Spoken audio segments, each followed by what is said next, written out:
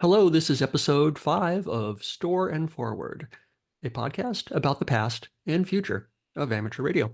I am Kay Savitz, K6KJN, and I am the curator of the Digital Library of Amateur Radio and Communication, which is a free service of the Internet Archive.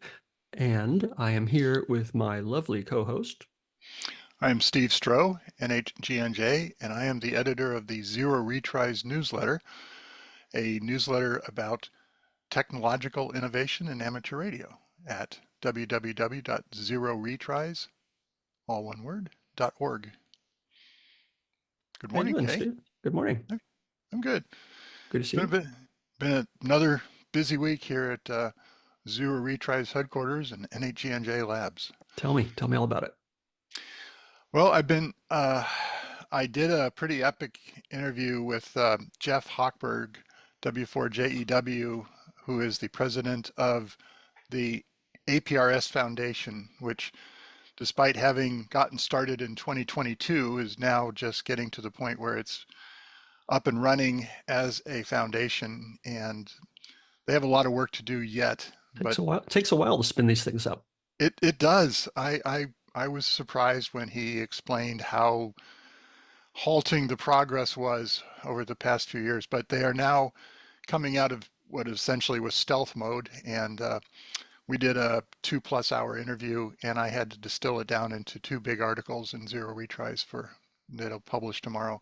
So that's what's been keeping me busy. Then then the drumbeat of the FCC proceeding on the 902 to 928 megahertz band is still drumming in my mind, and I wake up sometimes at night thinking about it and make some notes, and so we'll talk about that in a little bit.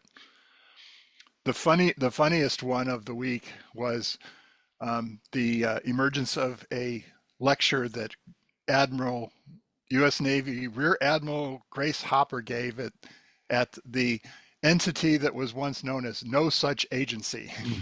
Mm-hmm. And I bet you got the same chuckle that I did out of them saying that they couldn't release the video because it was an obscure video format. I'm familiar with that. So someone years ago, a couple of years ago, had done a Freedom of Information Act request. They got wind of this, that Grace Hopper had given this talk at the NSA, and they had FOIA'd it. And at first, the NSA replied with, "No, we don't have that." And then they sort of came back and admitted, "Yeah, we have it, but it's on this weird video format off, 1-inch videotape or something, and we can't do anything with it. So sorry." And then someone at the NSA had a change of heart and work collaborated with the National Archives, who does have the equipment and the expertise, and they digitized that. And then the NSA checked it out, made sure it was fine for public consumption, and put it just up on YouTube yesterday or the day before. The story I heard was slightly different than that. I'm on a private mailing list of very, very smart, very well connected people, and they took the NSA to task because they knew that the NSA had the equipment or had access to the equipment to replay this video into modern recording systems. So they said this excuse does not wash. So Yeah. get your act together. And the NSA was apparently hounded by the IT community, the very senior IT community, of people who know, and could push buttons. So yeah, Well, it rightly so. Um, I heard the story through Muck Rock. Are you familiar with Muck Rock? no, I'm not. It's an organization that their website says file, track, and share public records requests. Basically, they help people do Freedom of Information Act requests. They Okay. you say what organization you want to talk to, what you want, and they help you file it, and then they have a database of all these FOIA things that have come. So that's how I got the story of it through that organization. It's basically a government transparency portal organization. Hmm. I like them a lot. Anyway, so that's where I got the story. I think, yeah, probably the truth is both those things that we said, or somewhere in the middle. Yeah. Um, so this talk, I've watched. It's in two uh, parts, two like 45-minute talks that they put up on YouTube. Of course, the first thing I did was archive it into Internet Archive so that there's a backup there. I put that into DLARC. Um, I watched the first half. Admiral Grace Hopper is hilarious. Yes. I I challenge anybody to watch the first 10 minutes and not want to finish the whole, both parts, to watch the entire thing. And apparently she is incredibly prescient about what she saw coming in the computing. And this was 1982, and this is the person who championed the creation of COBOL so that computers were more easily used back in the real world. Because back then, I think Fortran existed, but was Fortran, and then there was, but much more common was programming in the individual computers, assembly language, Mhm. and there were many Yeah. in completely different architectures, and COBOL was, the lingua franca of, computing finally, Yeah. and and she did her job because there's still COBOL code running on many mainframes. Mhm. Your your your airline seat is booked in at least in part based on COBOL code, and the IRS runs on COBOL code. So Yeah. Yeah. She tells the story of the first computer bug which was found in a relay in a mainframe, and she tells the story of how she like learned to visualize the difference between a picosecond and a nanosecond through links of wire. It's a fascinating talk. I'm really looking forward to watching the second half of that. Um, but speaking of which, you mentioned uh, sun language. Well, one of the things I was doing while I was listening to that talk, I was going to talk about this pile of papers in a little while, but one of the things I was doing while I was listening to that talk was ripping apart this green bar computer paper that I got from Bob Cooper's uh, uh, files in Denver. I have two things, and basically we're going to get this scanned, and in order to do that, I had to um, this is green bar uh, fanfold computer paper, and I had to basically remove the papers at the perf so that it can go through the scanner mhm. better. And one of them, it was pretty clear what it was. It says because there's comments at the top of this assembly language code. This is code for the TMS 7001 um, computer or chip in assembly language, and uh, That's a um, TI processor, right? is a TI processor. Yes, good job. And this one is M/ACOM Video Cipher 2000 Descrambler. Um, and this is the assembly language source code for a television descrambler, which makes sense for Bob Cooper. Yep. And the other one, I had a buddy here who was in town for XOXO festival, and he stayed with us. I didn't go to the XOXO, but got to hang out with my buddy, and he is a um, 6502 assembly language expert, pro. And so I said, like, hey, while you're here, I have some non-6502 code, and I have this other thing from Bob Cooper. And I said, what is this? And he spent some time and he looked at the code. And it says, written in Bob Cooper's handwriting, received January 9th, 1987, from anonymous sender, Toronto, Ontario, sent 12/30/86. Um, cannot identify source. And then there was this, a I don't know, quarter-inch thick um, a pile of green bar paper, and it's more assembly language, a lot of LDAs and XORs and things.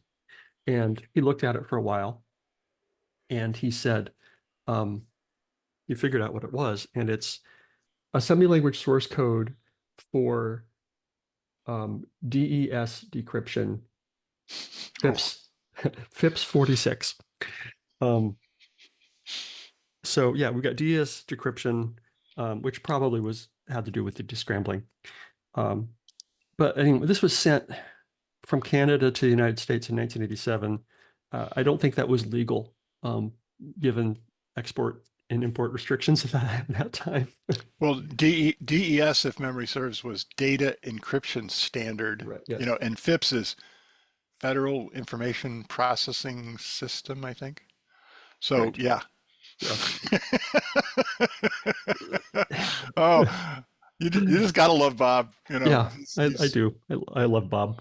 Um, so anyway, it is ready to go. It's going to go to the scanning center, and it'll be in DLARC, soon before the end of the year. So it strikes me that you are, really getting into Bob Cooper's head, having lived with all this material. These are, what you got from Denver was his personal archives, mhm. all of it, you know. So and so you're getting a deep dive into it, so it'll be fascinating to hear your post-mortem in 6 months or so, when everything has gotten through and you've touched and metadataed all the stuff that gets scanned. So So, very yeah, cool. he's a fascinating guy. Anyway, I probably have more Bob Cooper to talk about, but anyway, I interrupted you, so please continue. No, so I was just fascinated with Grace. Oh, and then she she grabbed me at the very first when she talked about the very first computer was built by the Navy in World War II, despite the claims of a junior service, apparently, which didn't even exist at the time, apparently referring to the U.S. Air Force, and their expertise in computing, putting down the marker that the Navy was there first. Yeah, she planted the flag. She was just like, yeah, you can say what you want, but we know who was there first. Yeah, exactly. So, yeah, so enough about that. And, again, it's not directly related to amateur radio, but it is, but as far as I'm concerned, as I say as frequently as I can, in the 2020s and beyond, radios are computers with antennas.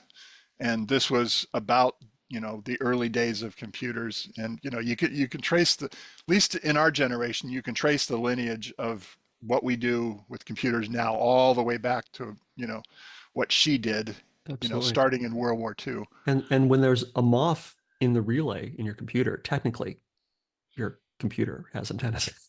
Yeah, that's true. Yeah, well, I mean that was a very lost, obscure term until she explained it, and when you think that it was, you've I have you seen an open air um, relay telephone switch? No.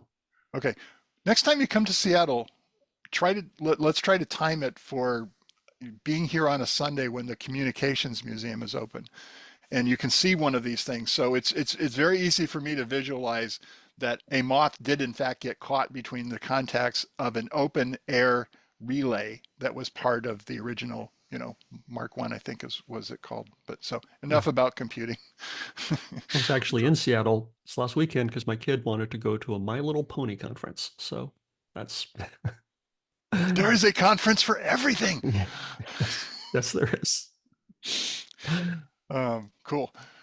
So, um, my uh, big article in last week's Zero Retries was about yet another new piece of um, data communications hardware called the DRA Pi Zero. And in Zero Retries, you see a zoomed in photo of it, but it doesn't give you any appreciation. But so for the folks that are watching the video, those few of you, here is a Raspberry Pi Zero 2W.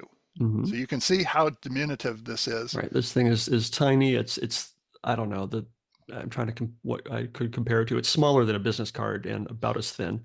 Yes.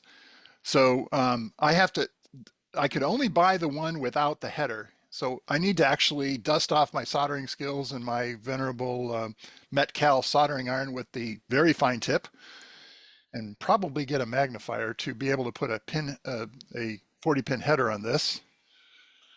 But here is the actual modem. Let's see, there we go. So you Okay. can see, Hmm. and I opted for the optional screen, which just basically gives you a bit of diagnostic information. So this unit is in service to a fantastic piece of software by a guy named Craig KM6LYW, who created DigiPi, and we'll have that in the show notes. And what the big innovation with DigiPi was is that he took some of the uh, amateur radio software, data communication software, and split it so that the user interface was on a remote computer, the screen, the keyboard, mouse, etc. And you're not remoting into the and running it off of the, as a virtual screen. No, it's already in there as a two-part system, and you can use Wi-Fi or Bluetooth to link the screen, etc., into this unit. And but it doesn't require internet. I mean, this is completely standalone. You just happen to be using Wi-Fi or Bluetooth as a transport, inside your household.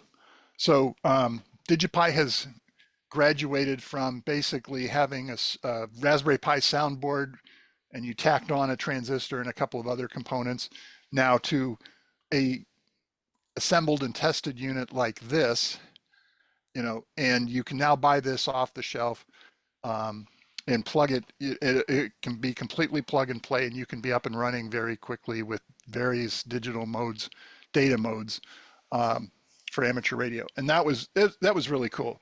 We've there. This is only one of like three different options for doing this to run the DigiPi software. And I like this particular one because it comes from a company called Masters Communications, who does a fantastic job of essentially making sure that the audio fidelity through any one of their products is high enough that you can run the highest speed data modes that you can do with a standard VHF UHF radio. I have a question So for you. sure.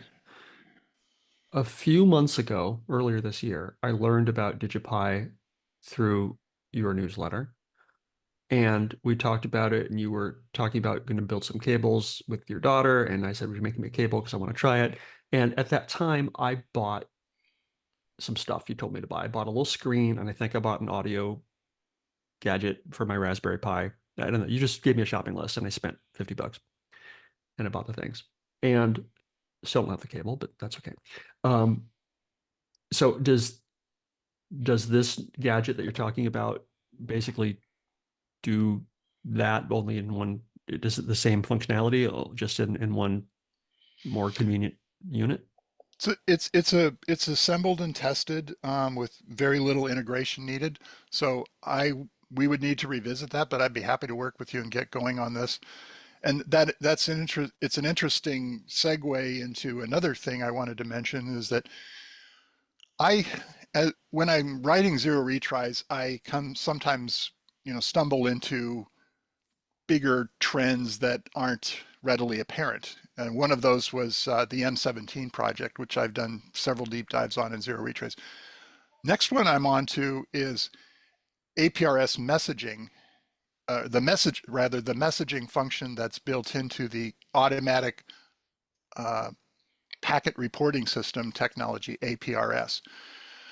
Um, and the reason that's becoming important now is that we have this fantastic example of how to do off-grid messaging using a technology called Meshtastic. So Meshtastic is really showing off the potential for off-grid communications via radio. And amateur radio hasn't really had a decent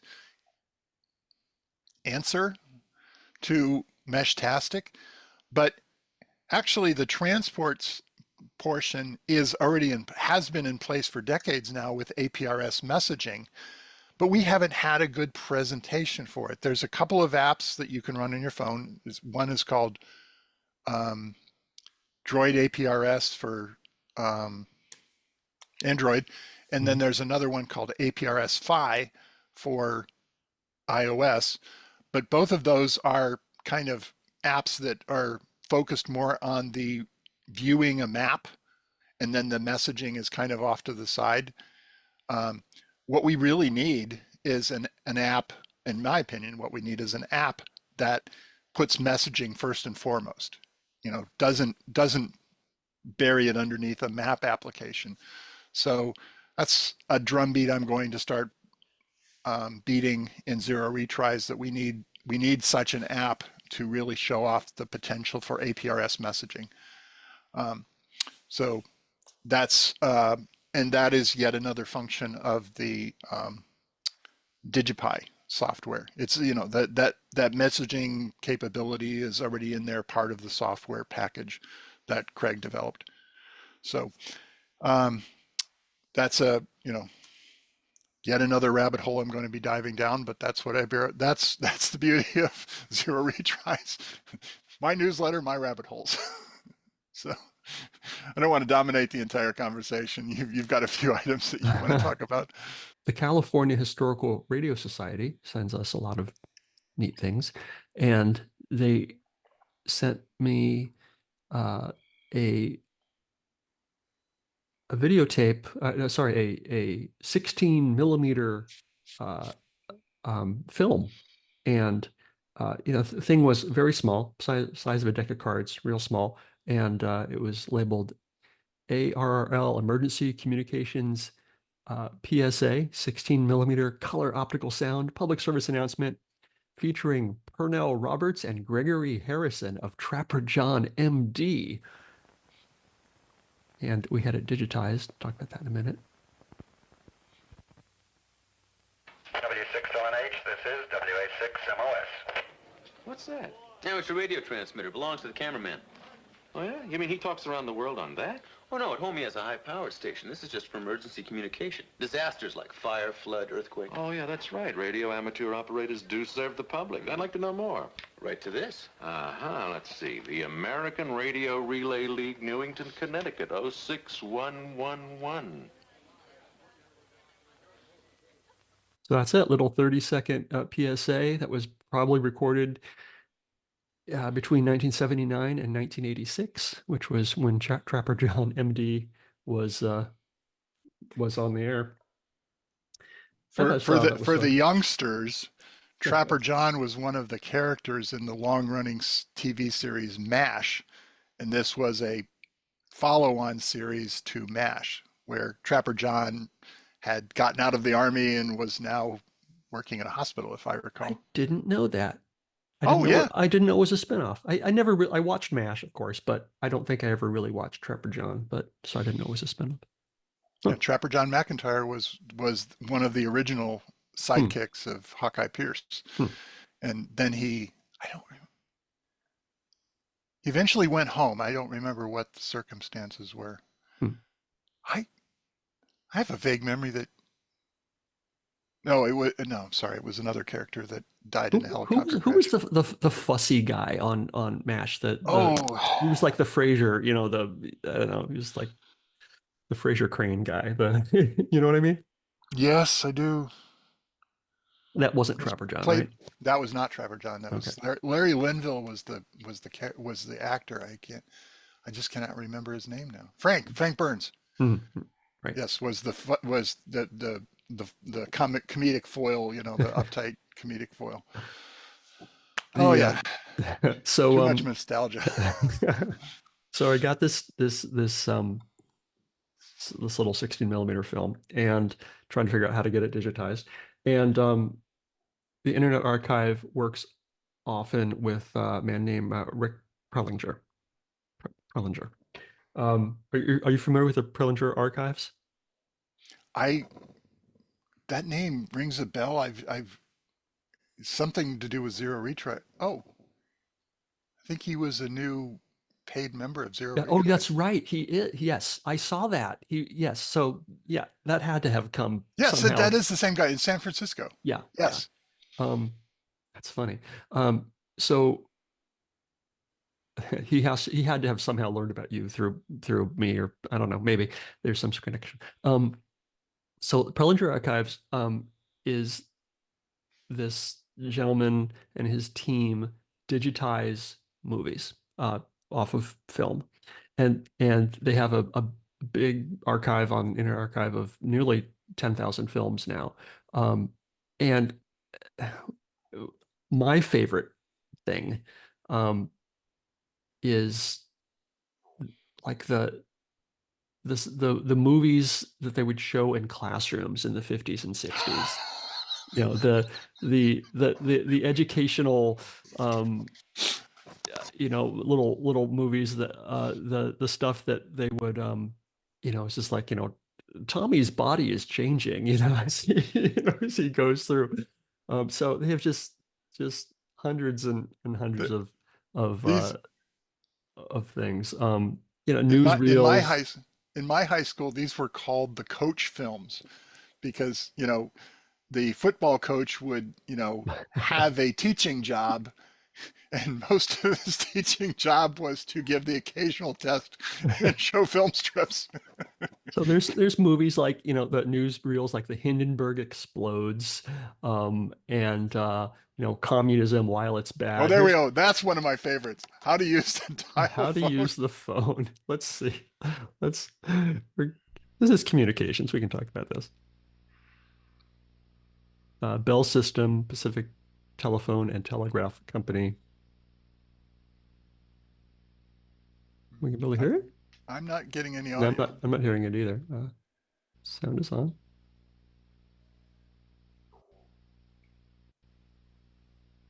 Looks like I bet this is not a talkie. Might not be. First, obtain the correct number from the directory.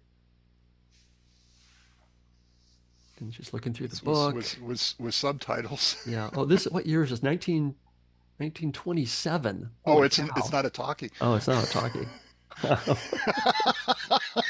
This is great. I love this stuff. Yeah, it's great. Anyway, you could spend hours looking at the Prelinger archives. Anyway, so I said, hey, can you do uh, this film? And he said, sure. And I mailed it to him. And, a week later it was done. And so that's how we got the ARRL PSA digitized. It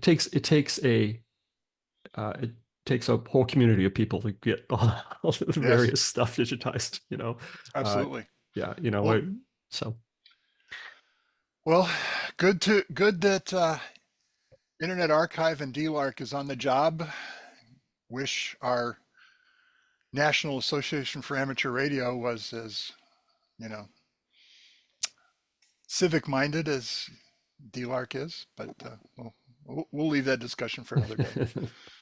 Yeah, I wrap just it had a up couple of other, okay, very quick sure. bullet points, which look at the show notes for the details. But there was a very cool press release yesterday that was jointly from the Astronomy, National Radio Astronomical Observatory. I think that's it. Um, yeah, National Radio Astronomy Observatory, and Amateur Radio Digital Communications. Basically, they came up, NRAO came up with a curriculum to teach about electromagnetic spectrum using amateur radio. And the project, and it's a curriculum for STEM instruction, and it was funded by a grant from ARDC. So that's very cool. And if NRAO does not leap to mind, these are the guys that own the telescope, the array of telescopes down in New Mexico, and a similar array in Chile. That was shown in the former was shown in the movie Contact. Mm-hmm. So these guys do a lot of heavy duty RF receiving, radio astronomy, awesome.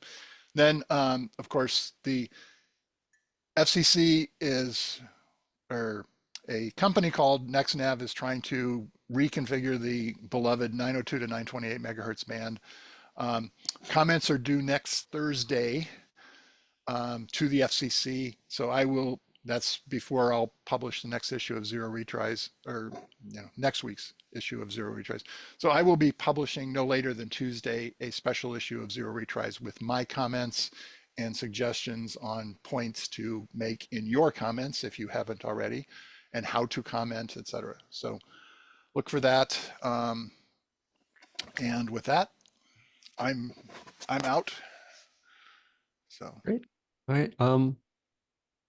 Yeah, I have plenty more to talk about, but I can save it for next time because it's never-ending fun at yeah, DLARC well, I World mean, Headquarters. there's always more history to talk about. Yeah. And that's what's so cool about this, because I have a deep appreciation for what you are doing with DLARC, and Godspeed on that mission, because I am so informed about stuff. The more I think we have, new and interesting ideas in amateur radio, I'll do a little bit of a, web search, and I'll find that somebody else has already been there. They just didn't have the technology to be able to realize it. Now we've got stupid little supercomputers like this, Right. Oh, and this is a grand total of $15. What? No way. Yeah. So. Yeah, I was listening to the Grace Hopper talk, and she was talking about how fast computers were then, and how they were getting faster. I'm just like, old lady, you've got no idea. Yeah. So So yeah, I believe the little bit of history I looked up on her. She died, like less than a decade after that talk. So but she served the U.S. and the Navy honorably, and went on to a storied career, after she got out of the Navy. And she tried to get out of the Navy a couple of times, and they actually recalled her to service. So, wow, she's a fantastic lady, and just really an inspiration. So, and that's, I think, the lesson that she not only battled sexism, in the U.S. military, and the very male-dominated computer industry, but also ageism. She was sharp to the end. God bless her. So anyway, I don't want to drag this out. So we could talk for hours, but that gets old. So let's wind her up. So let's say this has been Store and Forward, your podcast about the past and future of amateur radio.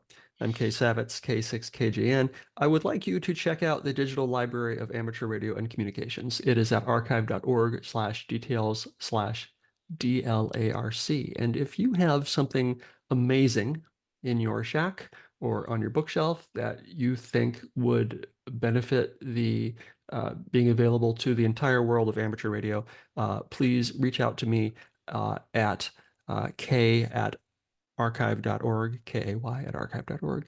And if you want to donate that, and we'll get it digitized through our many, many methods and people around the world who digitize things. And I can personally attest that Kay is very easy to work with. I have gotten hundreds of pounds of paper out of my personal archives into DLARC, and Kay makes it easy. So do reach out to Kay, especially if you have interesting stuff about data communications and amateur radio. That's the hotness. So I am Steve Stroh, N8GNJ, and I am the editor of the Zero Retries newsletter, an independent newsletter about technological innovation in amateur radio, which you can find at www.zeroretries.org. And please check that your spell corrector doesn't reset it to Zero Retires, which is a common experience, .org. And subscribing is free. There are paid subscriptions if you wish, but you certainly, and we are now at well over 2,000 subscribers, co-conspirators for data communications and amateur radio. 73K. 73.